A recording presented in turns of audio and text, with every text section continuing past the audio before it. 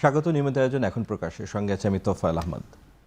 সম্প্রতি একের পর এক শিশু ও নারী নির্যাতনের ঘটনা চোখে আঙুল দিয়ে দেখিয়ে দিয়েছে সভ্যতা বিকশিত হলেও অন্ধকার দূর হয়নি এই জনপদে।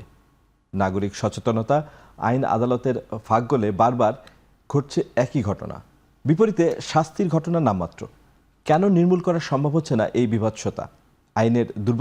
আইনের দুর্বলতাই বা কোথায়?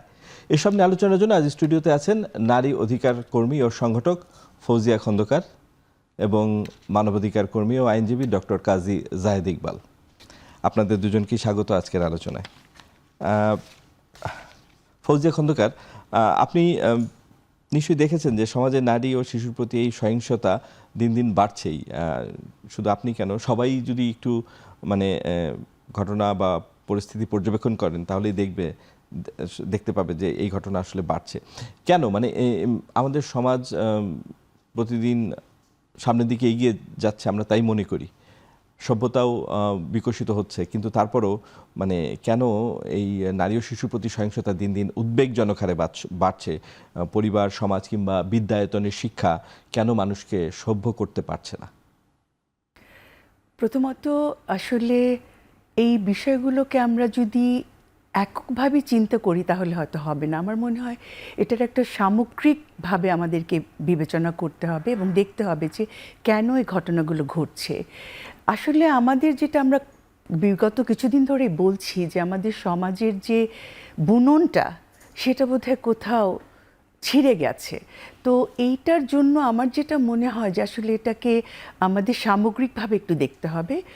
পারিবারিক মূল্যবোধের কথা আপনি বলছিলেন, বা আমরা আজকে সারাদিন ধরে আমরা অনেক জায়গায় কথা বলছিলাম, তো সেই জায়গাটা আমরা পরে যাব। আমার কাছে মনে হয় যে আমাদের তিনটি জায়গা থেকে আমরা বিষয়গুলোকে একটু বিবেচনা করতে পারি। একটি আমি মনে করি যে আমাদের রাষ্ট্রীয় পর্যায় থেকে, আরেকটি হচ্ছে আমাদের সামাজিক এবং প্রতিষ্ঠানের পর্যায় থেকে, এবং একটি হলো আমাদের পরিবার বা ব্যক্তিগত পর্যায় থেকে। এই তিনটি জায়গায় আসলে যদি আমরা এটাকে খুব বিশ্লেষণ করার চেষ্টা করি, আমি একজন সমাজবিদ বলতে পারেন, কারণ সমাজ বিজ্ঞানে পড়াশোনা করেছি, আমার কাছে মনে হয় যে একটা আরেকটাকে প্রভাবিত করে। তো যেহেতু আমরা পরিবারে সবসময় পরিবারের কথাটাকে গুরুত্ব দেই, পরিবার হচ্ছে একটি প্রথম প্রতিষ্ঠান যেখানে আমরা অনেক কিছু শিখি, তো সেই প্রতিষ্ঠানের মধ্যে, পরিবারের মধ্যে যে প্রতিষ্ঠান বা পরিবার যে প্রতিষ্ঠান, সেই প্রতিষ্ঠানের মধ্যে আমরা যে মূল্যবোধটা তৈরি করছি, সেই মূল্যবোধকে আসলে মনে হয় আমরা সঠিকভাবে এখনও দিতে পারছি না আমাদের নতুন প্রজন্মকে। দ্বিতীয়ত হচ্ছে আমরা যে এই ধর্ষণ বা হত্যা চলছে গত কিছুদিন ধরে, এটা কিন্তু আজকের ঘটনা নয়। আমরা যদি পেছন থেকে দেখি অনেক দিন ধরেই হয়ে আসছে, এবং একজন অপরাধী যদি অপরাধ করে পার পেয়ে যান তাহলে তিনি বোঝেন বা অন্যরাও বোঝেন যে অপরাধ করে পার পাওয়া যায়, তখন এটা কাঠামোগত একটা রূপ নেয়, তখন কিন্তু একটা আলাদা ঘটনা থাকে না। তো এই জায়গাগুলোতে যদি রাষ্ট্রের জবাবদিহিতা, এবং আজকে যদি বলেন আমরা জবাবদিহিতার কথা, আজকে আমরা যারা আইনজ্ঞ আছি, আমরা যারা নারী অধিকার কর্মী আছি, যারা মিডিয়াতে কাজ করছি, আমরা সবাই কিন্তু এই শব্দগুলো জানি।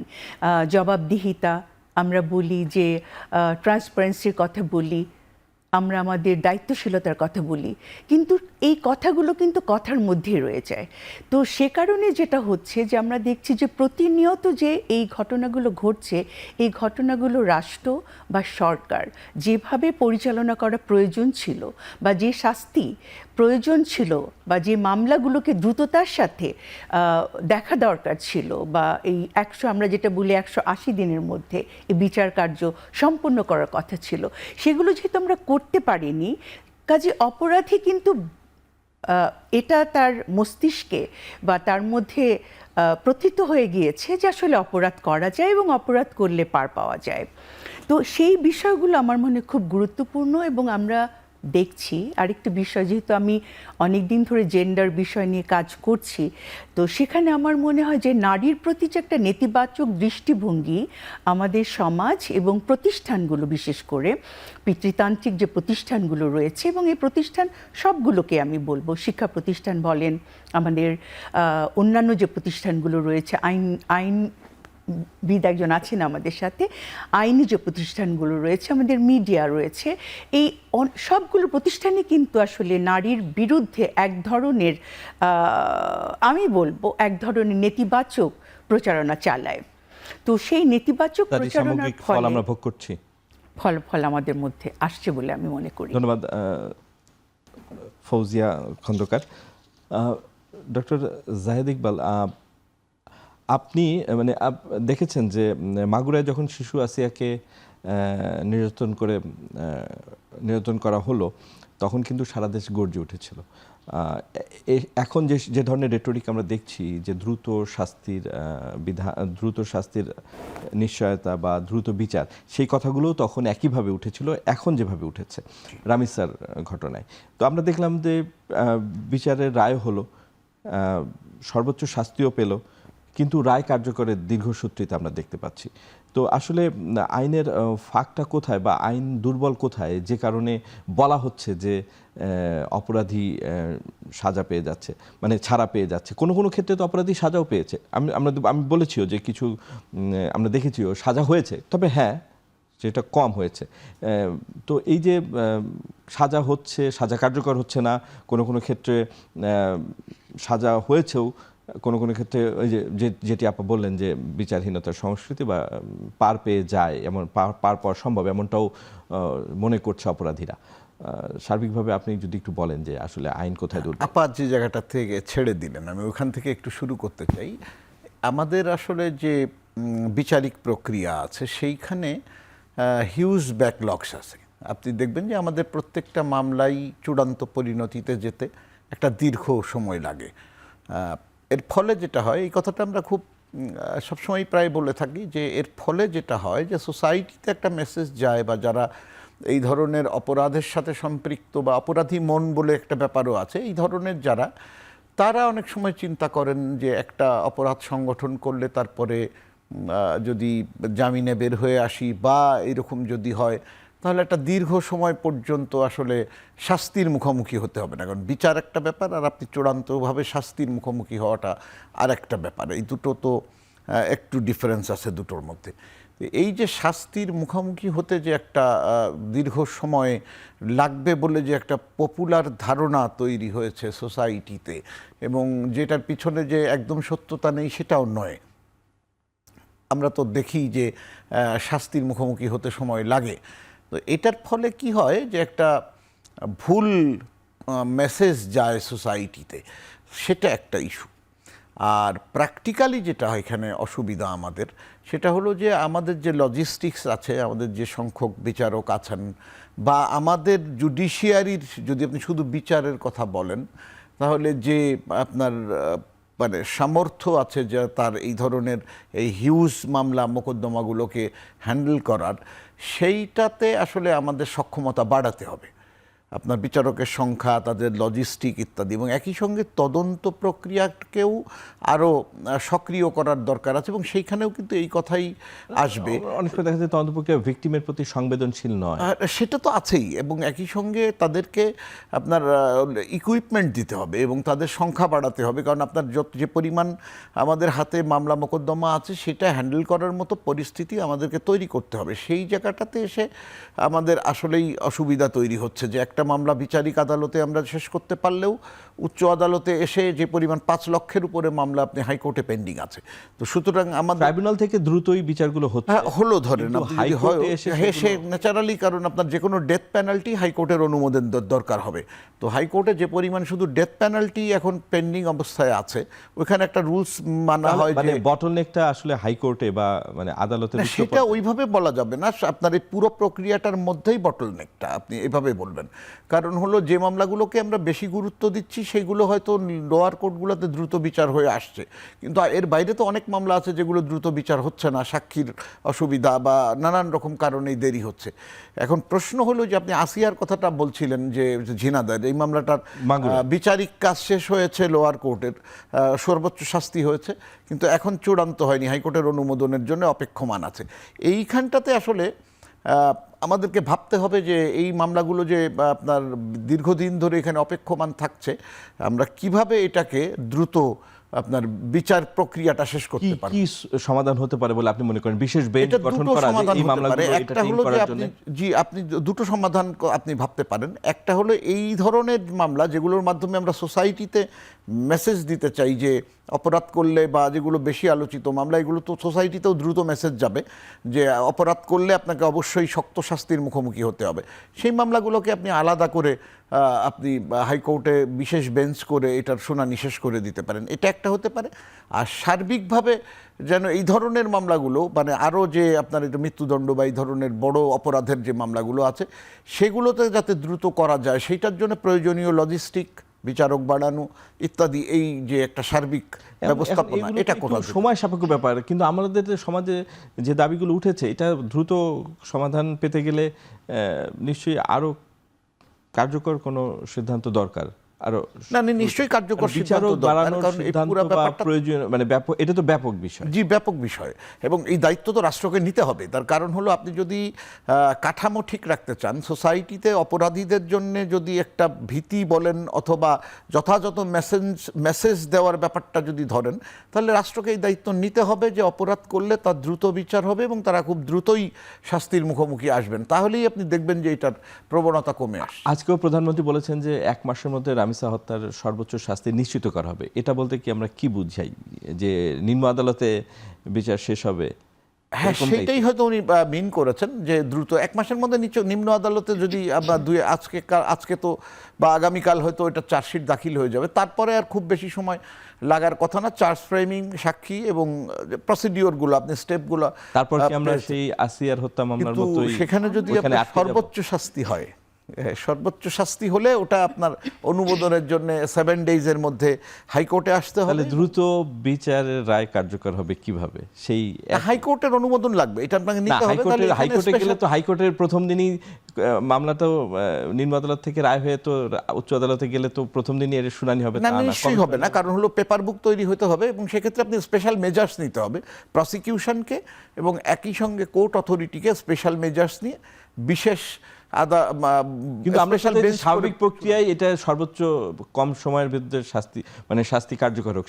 সেটা তো উপায় নাই বর্তমান বিদ্যমান ব্যবস্থায়। না, সর্বোচ্চ সময় ওই যে বললাম, যদি আপনি না, বিশেষ সর্বনিম্ন উদ্যোগ- সময়ের হ্যাঁ, ভিতরে। না, নিশ্চয়ই না, নিশ্চয়ই না। আপনি যদি বলেন, হ্যাঁ, ডেফিনেটলি। না প্লিজ। না, আমার কাছে মনে হয় আসলে এটা আমাদের আসলে একটা কমিটমেন্টের ব্যাপার আমি মনে করি, এবং রাষ্ট্রকে এই দায়িত্ব নিতেই হবে। এবং সেটা হচ্ছে যে আমরা এখন বলছি যে ব্যাকলগ হয়ে আছে, কিন্তু কেন হলো সেই জবাবটাও কিন্তু আমাদেরকে দিতে হবে।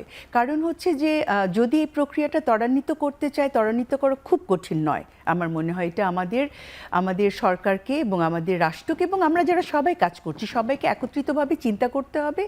এবং আমরা যে কালক্ষেপণ করি সেই কালক্ষেপণটা করা যাবে না। এবং আমরা অনেক সময় মনে করি যে যেমন কালক্ষেপণটা তো উদাসীনতা থেকে আসছে, রাষ্ট্রের উদাসীনতা। উদাসীনতা আছে, এবং আমরা মনে করি যে আসলে যেটা আমরা বলছিলাম যে এটাকে আমরা গুরুত্বহীন মনে করছি, যেটা শুধু ঘটনা ঘটলে গুরুত্বটা পায়, তারপরে এবং যেটা আমরা একটু পরে, মানে কিছুদিন পরে আমরা সবাই ভুলে যাই। এবং আমরা কিন্তু কিছুদিন কারণ ধরে ব্যাধি তো নতুন আপনারা নয়, দেখুন, ব্যাধি তো অনেক পুরনো ব্যাধি। নেত্রকোনায় 11 বছরের যে মেয়েটি ধর্ষণের শিকার হলো, ওটা নিয়ে আমরা কিন্তু কাজ করছিলাম যে ওটা নিয়ে আমরা কিভাবে এগোতে পারি। আমাদের নারী আন্দোলনের পক্ষ থেকে আমরা নেত্রকোনায় যাবার এবং তাদের সাথে কথা বলার, পরিবারের সাথে। কিন্তু সেটার যাবার আগেই আমাদের দেখা গেল যে আরেকটি ঘটনা ঘটে গেল।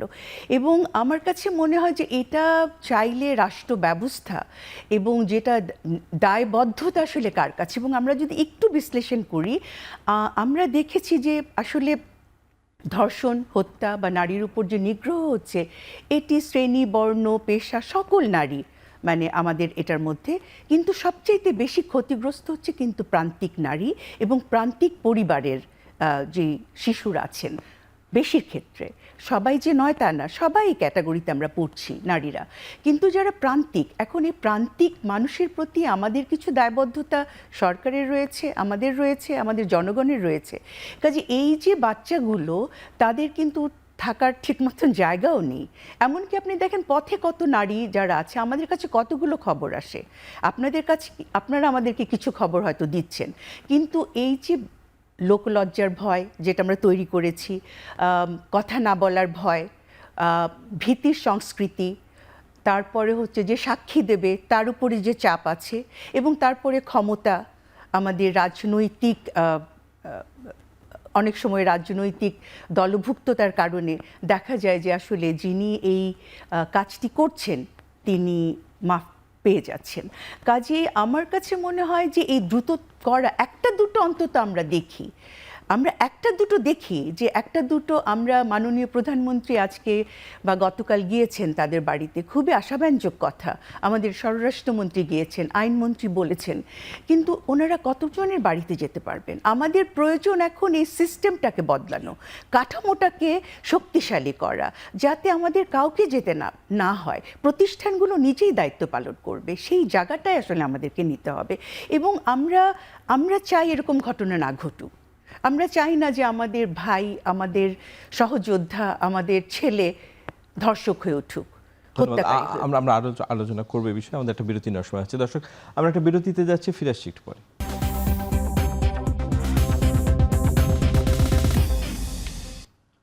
বিরতির পর আবারও ফিরে এলাম আলোচনায়। ফৌজিয়া খন্দকার, আপনার কাছে শেষ করেছিলাম, আরেকটি বিষয়ে একটু জানার ছিল। সেটা হচ্ছে যে বিশ্বের অন্যান্য দেশের মধ্যে আমাদের দেশেও মানে পেডোফিলিক রয়েছে। আমরা উন্নত বিশ্বেও দেখি, অ্যাপস্টাইন ফাইলের কথা আমরা জানি। তো এই যে পেডোফিলিয়া, এটা রোধে আসলে কি করা যেতে পারে বিজ্ঞানসম্মত উপায়ে আমাদের দেশে?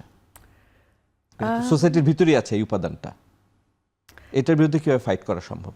একটা আমার কাছে মনে হয় যেটা দিয়ে আমরা শুরু করছিলাম, আসলে একটা বড় জায়গা হচ্ছে অনেকগুলো বিষয় আসলে একটার সাথে আরেকটা জড়িত, সম্পর্কিত একটার সাথে। না, শিশুরা ইদানিং, আমরা তো নারীদের প্রতি সহিংসতা জানি, কিন্তু শিশুদের আমরা রক্ষা করতে পারছি না। মানে নারী শিশু একসাথে উচ্চারণ করা হয়, এখন শিশুদের ব্যাপার এত বেশি বেড়েছে।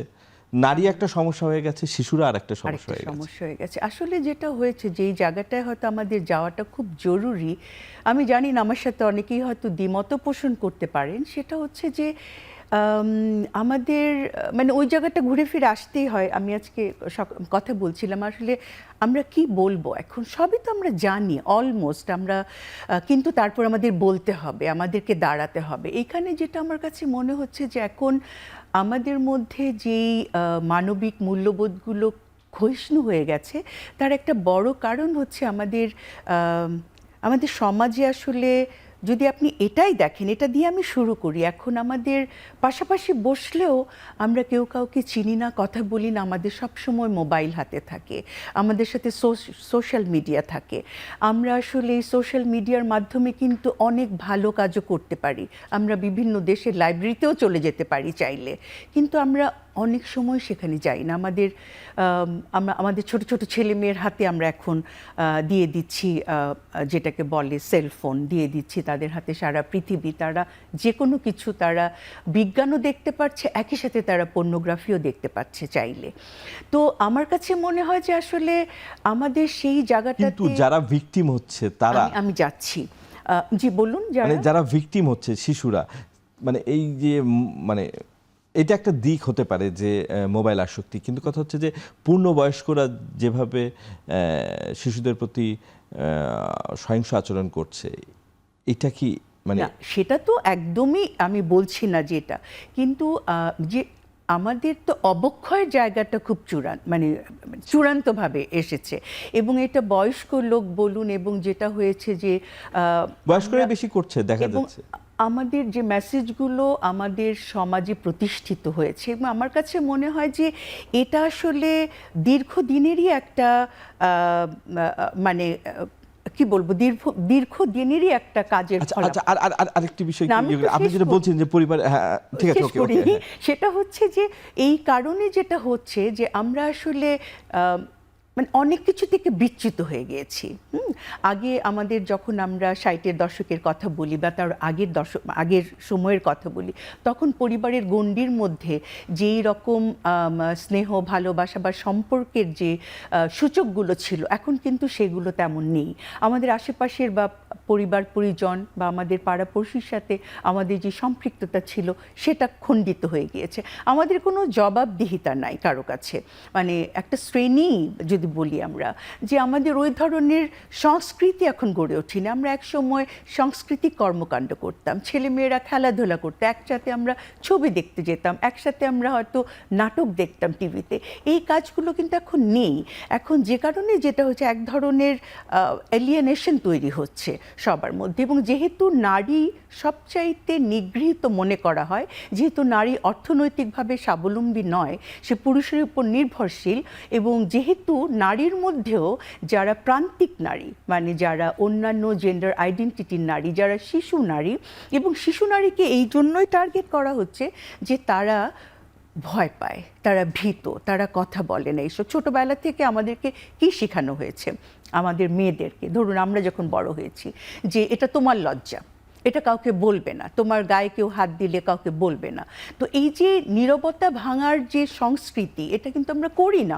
এখনও পরিবারে অনেক মেয়ে নিগৃহীত হন, পরিবারের আত্মীয় স্বজন দ্বারা নিগৃহীত হন, কিন্তু বলেন না, এবং বললেও মেয়েটিকেই দায়ী করা হয়। কাজে এই জায়গাগুলো যদি আসলে আমরা সোচ্চার না হই, পরিবারের বড় ছোট সবাই মিলে কথা না বলি, এবং আজকে এগুলো বেরিয়ে আসছে, কিন্তু আমাদের যারা আমরা এগুলো নিয়ে কাজ করছি, গবেষণা আছে যে বেশিরভাগ ক্ষেত্রে, বেশিরভাগ পরিবারের শিশু এবং মেয়েরা ছোটবেলা থেকে কোনো না কোনো ধরনের মিসহ্যান্ডেলিংয়ের শিকার হয়ে আসেন। ঠিক আছে, সেটা হতে পারে অনাকাঙ্ক্ষিত স্পর্শ, সেটা হতে পারে অনাকাঙ্ক্ষিত কোনো শব্দাবলী ব্যবহার।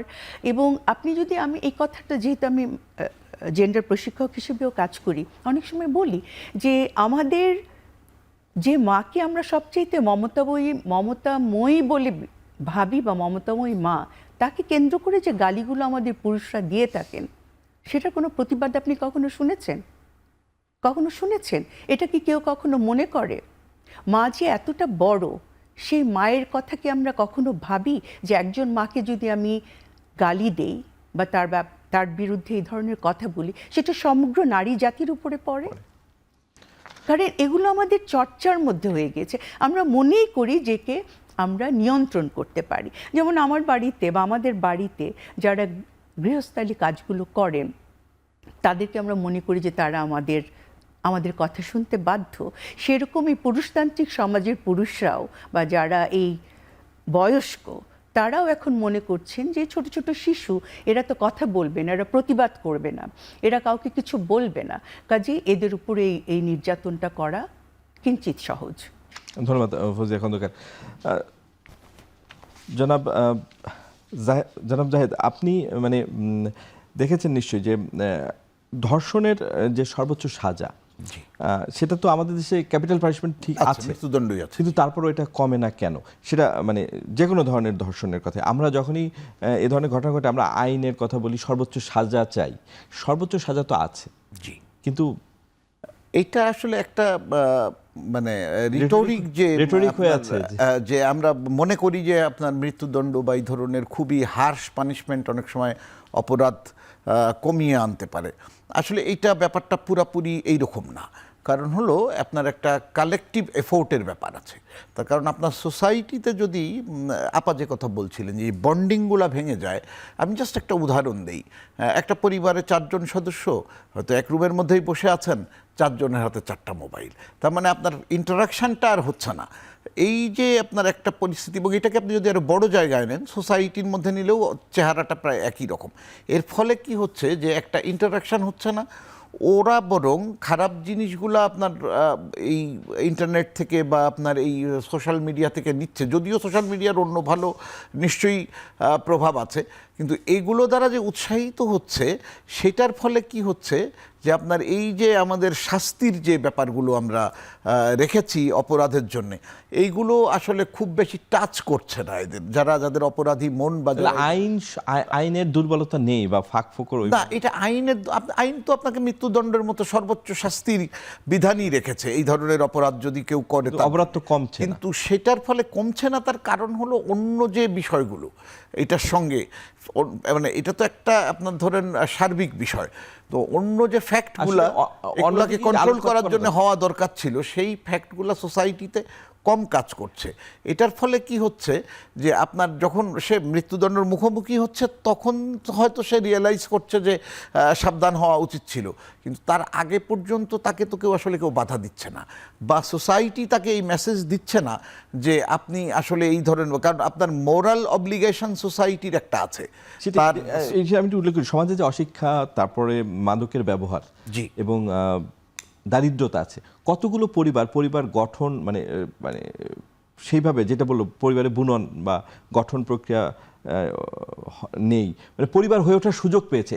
কেননা মানে সত্যিকার অর্থে যে আল্ট্রা পুয়ার আমাদের দেশে অনেক বেশি বিরাট এবং সংখ্যক। প্রতিনিয়ত দারিদ্র্য সীমার ভিতর মানুষ ঢুকে যাচ্ছে আরো বেশি। পরিবারগুলো আসলে কি সুযোগ পাচ্ছে পরিবার হয়ে ওঠার?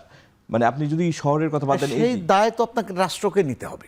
তার কারণ হলো এই যে মোবাইল আসক্তি ছাড়াও আসলে অর্থনৈতিক অবস্থাও তো একটা আমাদের দেশে আমি সেটাই বলতে চাচ্ছিলাম যে আলটিমেটলি রাষ্ট্রকে এই দায়িত্ব নিতে হবে। আপনি যদি ইনকামের যে ডিফারেন্স বা সোসাইটির মধ্যে খুবই বেশি ইনকাম বা প্রচুর অর্থবিত্তর সংখ্যা হ্যাঁ, মানে পার ক্যাপিটা ইনকাম বাড়ছে তো ধনী এবং দরিদ্রের এই যে গ্যাপটা আয়ের যোগফল, তার কিন্তু মানে income আলটিমেটলি gap না যেটা। যোগফল দিয়ে আসলে তাই আপনি এক্স্যাক্টলি ঠিক বলেছেন, কিন্তু আসলে প্রকৃত অবস্থা তো বৈষম্য এইরকম যে বাড়ছে, একটা বিরাট দারিদ্র্য সংখ্যক বাড়ছে। মানুষের জীবনযাপন করাটাই কঠিন অবস্থা। তার মানে রাষ্ট্রকে তার মেকানিজমকে এমন জায়গায় নিয়ে এসে দাঁড় করাতে হবে যাতে এই যে পার্থক্যটা এটা কমে আসে, এবং একই সঙ্গে যারা প্রান্তিক পর্যায়ের মানুষ আছে বা সোসাইটির যারা ভার্নারেবল আছে তাদেরকে প্রোটেকশন দেওয়ার জন্য রাষ্ট্রকে স্পেশাল মেজার্স নিতে হবে। সেটা অ্যাডভোকেসি হবে, সেটা এডুকেশন হবে, আপনি প্রয়োজন হলে তাকে অর্থনৈতিক সাপোর্ট দিবেন।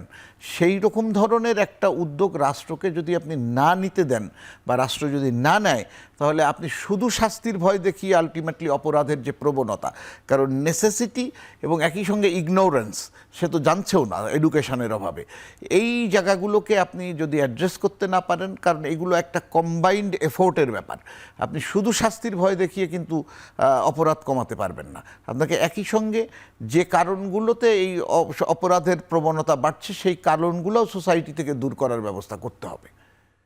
আর আরেকটি বিষয়, এই ঘটনাকে কেন্দ্র করে মানে খুব সামাজিক যোগাযোগ মাধ্যমে বিশেষ করে অনেকে শরিয়া আইন বাস্তবায়ন বা শরিয়া আইনের প্রয়োজনের কথা বলছেন।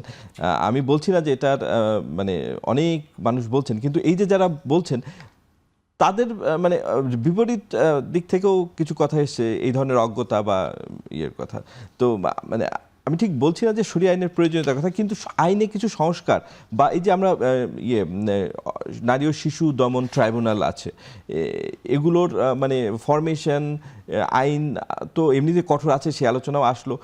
কোথাও কি কোনো সংস্কার করে আসলে মানে কোনো আমার যেটা মনে হয় সুযোগ আছে কিনা এই সংস্কারের কথা যদি ঘটনা কমিয়ে আনার? সংস্কারের কথা যদি বলেন, তাহলে যেটা করা দরকার সেটা হলো ওনাদের লজিস্টিক এবং সংখ্যা বাড়ানো দরকার। মামলার সঙ্গে সঙ্গে পৃথিবীর খুব মানে কম দেশই আছে যেখানে এত বিপুল মামলার জন্য এত অল্প সংখ্যক বিচারক, এরকম কিন্তু এই রেশিওটা আমাদের এখানে এবং খুবই। আপনি যদি এর আগে আমরা আলোচনা করছিলাম যে লঘুমাত্রার মানে অপরাধগুলো আরবিট্রেশনের মাধ্যমে, জি, আপনি মানে আপনাকে যখন আপনার নানান শর্টকামিংস থাকবে এই ব্যাপারগুলোতে, আপনার অর্থনৈতিক প্রশ্ন আছে যে আপনি আরও বাড়াতে গেলে আপনার রাষ্ট্রের ব্যয়ের বিষয়গুলো আছে। তার মানে আপনাকে কোনো একটা মেকানিজম বের করতে হবে যার মাধ্যমে আপনি কিছু মামলা মোকদ্দমার একটা অংশ, যে অংশগুলো আসলে শাস্তির বিষয় নাই, যেগুলো আপনি এমনিতেই মিটিগেট করে ফেলতে পারেন, এরকম একটা বিরাট সংখ্যক মামলা আপনি আরবিট্রেশন বা অন্য কোনো মেকানিজমের মাধ্যমে আপনি জুডিশিয়াল এই প্রসেসের বাইরে নিয়ে আসেন।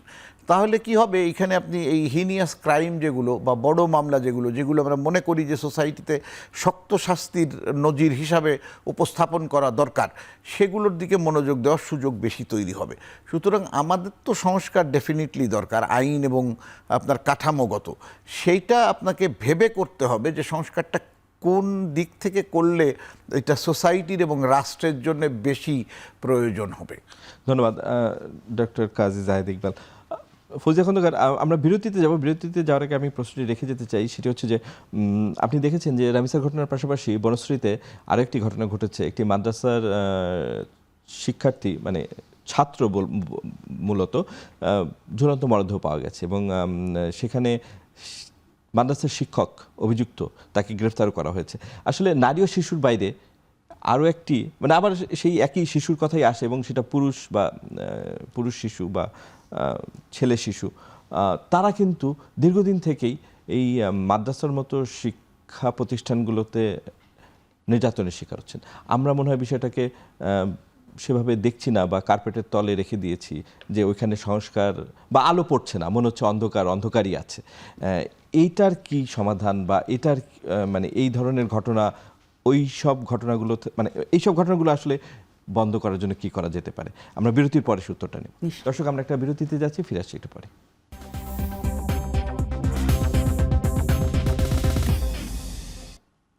বিরতির পর আবারও ফিরলাম আলোচনায়। ফৌজিয়া খন্দকার, আমি বিরতিতে যাওয়ার আগে একটি প্রশ্ন রেখে গিয়েছিলাম, আপনি যদি উত্তরটা দেন। আসলে মাদ্রাসায় যে শিশুরা, ছেলেই হোক আর মেয়েই হোক, আমাদের সকলের জন্য কিন্তু একই রকম আমাদের মনোভাব এবং আমাদের দায়িত্ব নেওয়ার কথা, এবং আমরা দায়িত্ব নেই। আমরা যারা নারী অধিকারের সাথে কাজ করছি বা নারী অধিকারের সাথে জড়িত, আমরা ওই ছোট যে ছেলে শিশুটি বলাৎকারের শিকার হচ্ছেন তার পাশেও দাঁড়াই, এবং সেই আওয়াজটাও কিন্তু আমরা তুলি। এখন কথা হচ্ছে যে মাদ্রাসায় হুজুররা বা শিক্ষকরা, যে কোনো শিক্ষা প্রতিষ্ঠানের শিক্ষক, কারণ তারা হচ্ছেন আমাদেরকে শিক্ষা দেন, আমাদের ছোট ছোট কোমলমতি বাচ্চাদেরকে আমরা তাদের কাছে তাদের জিম্মায় রেখে আসি। এখন যদি রক্ষক ভক্ষক হয়ে যান, এবং যেখানে বিশেষ করে আমরা ধর্মীয় প্রতিষ্ঠানগুলো রয়েছে, তারা যদি এই কাজটা করেন, এটার তো কোনো, আমার মনে হয় এর চাইতে বড় মানবাধিকার লঙ্ঘন তো আর কিছু হতে পারে না। তো সেই ছোট শিশুর ব্যাপারে আমরা একইভাবেই সোচ্চার, ছেলে শিশু হোক। এখন আমার কথা হচ্ছে, আমরা মাদ্রাসার বিষয়গুলোতে আমাদের সব সরকারকে আমরা বলেছি যে সেগুলোর তদারকি করা, মনিটরিং করা, আমাদের যে এডুকেশন সিস্টেমের সাথে সেগুলোকে সংযুক্ত করা, কারণ তাদের ভবিষ্যৎ কি, এবং কারা সাধারণত মাদ্রাসায় বাচ্চারা পাঠায়। আমরা মাদ্রাসা নিয়ে কথা বলি, কিন্তু কারা পাঠায়, কেন আমরা অল্টারনেটিভ কিছু করতে পারিনি, কেন আমরা আরও ভালো রেসিডেন্সিয়াল স্কুল দরিদ্র মানুষের জন্য করতে পারিনি। রেসিডেন্সিয়াল যে স্কুলগুলো আছে, তারা যাদের বিত্ত আছে তারাই যেতে পারেন, কিন্তু আমার বাড়িতে যে গৃহকর্মী আছেন, আমি নিজে সচেতন একজন মানুষ হয়ে তার মেয়েকে সে যখন মাদ্রাসায় দেয়, তার ছেলেকে যখন মাদ্রাসায় দেয়, আমি যখন বলি যে দিও না, তখন সে বলে আপা কে দায়িত্ব নেবে? আমি হয়তো একজনের দায়িত্ব নিতে পারি, কিন্তু আমাদের রাষ্ট্রের বা আমাদের বেসরকারি, আগে যেরকম আমরা আলোচনা করছিলাম, ফিলান্থ্রপি বললেই আমরা মনে করি মাদ্রাসা এবং মসজিদের মধ্যে, নিশ্চয়ই সেগুলো থাকবে বা আছে, কিন্তু আমরা তো এই দরিদ্র মানুষগুলোর জন্য বা এই এতিম বাচ্চাদের জন্য কোনো উদাহরণ তৈরি করতে পারিনি, এবং তাদের ভবিষ্যৎটা কি সেটাও আমরা জানি না। কাজেই আমার কাছে মনে হয় যে এই জায়গাগুলোতেও আসলে আমাদের আবারও রাষ্ট্রের কাছে আসতে হবে, কারণ ব্যক্তিগতভাবে আপনি, আমি বা আমরা একটা দুটো সমাধান করতে পারবো, কিন্তু যদি আমরা বারবার যেটা আমরা বলছি যে একটা কাঠামোগত সংস্কার যদি আমাদের করতে হয়, তাহলে আসলে রাষ্ট্রের এবং সরকারের সেই দায়বদ্ধতা রয়েই যায়। এবং আর ব্যক্তিগতভাবে আমি মনে করি যে আমাদের, ধরুন আমরা যখন ছোটবেলায় আমাদের নানি বা দাদিরা বলতেন যে এটা ওয়াকফ করে দিয়ে যাওয়া হয়েছে, মানে সমাজ কল্যাণমূলক কাজের জন্য। আজকাল কিন্তু সে কনসেপ্টটা শুধুমাত্র আমাদের ধর্মীয় জায়গাগুলোর মধ্যেই সীমাবদ্ধ হয়ে গিয়েছে। এটা অবশ্যই একটা গুরুত্বপূর্ণ জায়গা, কিন্তু একমাত্র জায়গা নয়। এটা আমরা দেখি সব ধর্মের মধ্যেই প্রবণতাটা বেশি আছে। কাজে আমরা যে কোনো মানুষকেই সহায়তা করতে পারি, যে কোনো ভালো কাজ করতে পারি, ভালো শিক্ষা প্রতিষ্ঠান তৈরি করতে পারি, এবং আমাদের যে মানবিক যে জায়গাগুলোতে কাজ করা জরুরি সেই কাজগুলো করতে পারি। আরেকটি কথা, এটার সাথে সম্পৃক্ত নয়, আগের প্রশ্নের সাথে সম্পৃক্ত। আমার কাছে যেটা মনে হয় যে এখন আসলে সরকারকে এই যেই এটাকে একটা দুর্যোগ বলা যেতে পারে, এই দুর্যোগটা মোকাবেলা করার জন্য কি কারণে হয়েছে, কারণটা অবশ্যই আমাদেরকে খতিয়ে দেখতে হবে।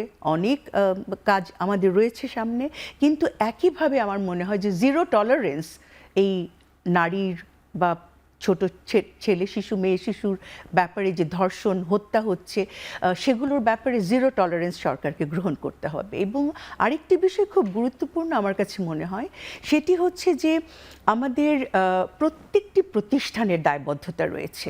তাই আপনি গতকাল থেকে বা গত কয়েকদিন ধরে আমরা দেখেছি যে শিক্ষা প্রতিষ্ঠানগুলো দাঁড়িয়েছে, কিন্তু এই যে দীর্ঘ এতদিন ধরে চলছিল তারা কিন্তু এই প্রতিবাদগুলো করছিল না, তারা কিন্তু দাঁড়াচ্ছিল না।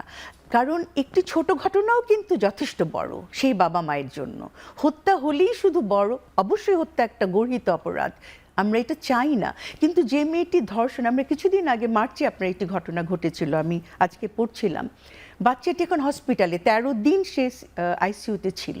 ওই বাবার এখন সামর্থ্য নেই সে বাচ্চাটির মানে তাকে কোনো ধরনের ডাক্তারের কাছে আর নিয়ে যাওয়ার, মামলা করার।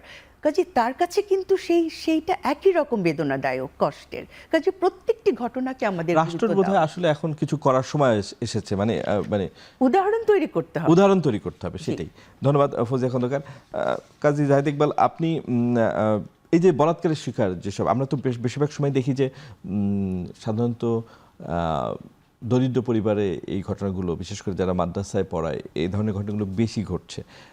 কখনো কেউ কি আইনি সুরক্ষা নিতে এসছে এ বিষয়ে, বা আইন তার পাশে, বা মানে সাধারণত দেখা যাচ্ছে এই অভিযোগগুলো কম আসে, বা স্বেচ্ছাসেবী মানে সংগঠনগুলো, আইনি সহায়তা দেয় এই সংগঠনগুলো মানে নিজে থেকে এই মামলাগুলো নেয় কিনা, বা সুযোগ আছে কিনা? জি, এটাতে যেটা হয় যে আপনার যখন রিভিলড হয়, আপনি দেখবেন যে ঘটনা আসলে যতগুলো যেরকম পরিমাণ ঘটে তার পরিমাণ বাইরে, আপা কিন্তু শুরুতে এই কথাটা বলেছিলেন যে বাইরে তার খুব কম সংখ্যকই আসে।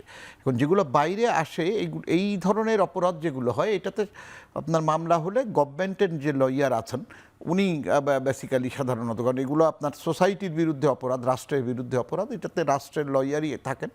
কখনো কখনো মানবাধিকার সংস্থা যেগুলো আছে, যেমন ব্লাস্ট আছে বা আপারা আছেন, যারা যে সকল প্রতিষ্ঠানগুলো এই ফিল্ডে কাজ করে, তারাও কিন্তু এগিয়ে আসে, তাদের লয়াররা আসে, সেটা ঘটে।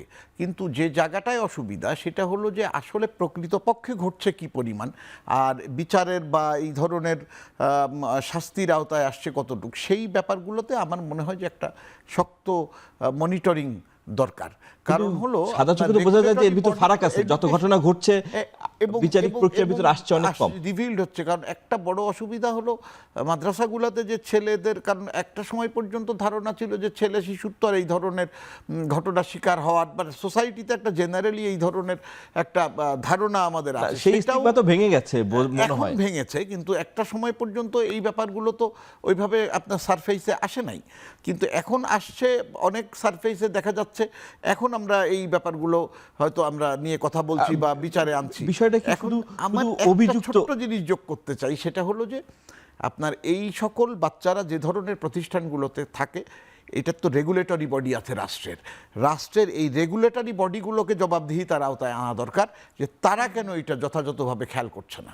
কারণ আপনার এই মাদ্রাসাগুলো তো আপনার দেখার জন্য মাদ্রাসা বোর্ড আছে, আবার যেগুলো অন্য মাদ্রাসা যেটা, তাদের নিজেদের মেকানিজম আছে, তাহলে ওই মেকানিজমের দায়িত্বে যারা আছেন তাদেরকে অ্যাকাউন্টেবল করা দরকার। তারা কেন এই জিনিসটা এতদিন খেয়াল করেননি, এইটা একটা খুবই জরুরি হয়ে গেছে রাষ্ট্রের জন্য, যে তারা এই মনিটরিং বডিগুলোকে অ্যাকাউন্টেবল করবেন, যে তারা কেন এই জিনিসগুলোর দিকে নজর দিচ্ছেন না। কিন্তু প্রতিষ্ঠানগুলো যেহেতু একটু স্পর্শকাতর, সে কারণে ভুক্তভোগীরা অনেক সময় বিচার মানে পাচ্ছে না, বা মানে প্রকাশ রিবিল্ড হচ্ছে না। একটা সময় পর্যন্ত, একদম ভেরি রিসেন্ট টাইম পর্যন্ত তো আপনার আইনেরও জটিলতা ছিল। আপনার ছেলে শিশুরা এই ধরনের বলাৎকার শিকার হলে সেটা আপনার পেনাল কোডে বিচারের জন্য নিতে হচ্ছিল, সেখানে শাস্তি কম। এখন এটা অবশ্য নারী শিশু নির্যাতন দমন আইনে ওটাও ধর্ষণ হিসাবে চিহ্নিত হচ্ছে এবং এখানে বিচার হবে, কিন্তু এটা তো ভেরি রিসেন্ট ডেভেলপমেন্ট। কিন্তু আমরা তো আসলে যেটা বেশি করা দরকার সেটা হলো যে ওই সোসাইটির যে আউটলুক বা চিন্তা, যেটা সেই চিন্তার জগতে পরিবর্তন আনার জন্য উদ্যোগ নেওয়া দরকার।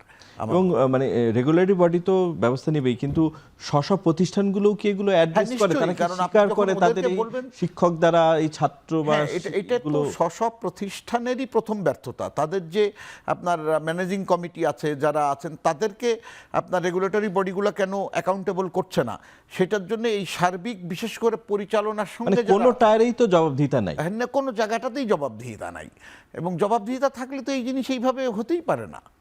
আরেকটি বিষয়, আমাদের সময়ও শেষ হয়ে আসছে, আমরা দেখছি যে মানে আইন হাতে তুলে নেওয়ার প্রবণতা, মানে অপরাধীকে সেটা তো আদালতের করে। প্রাঙ্গণে মানে তাকে ঘিরে রাখা বা তার আসামি ছিনিয়ে আনা, এই আসামিকে, মানে অবস্থা কতটা গুরুতর হয়েছে যে মানে বিচার ব্যবস্থার বাইরে এনে অপরাধের সাজা কার্যকর করতে চাচ্ছে সাধারণ মানুষ।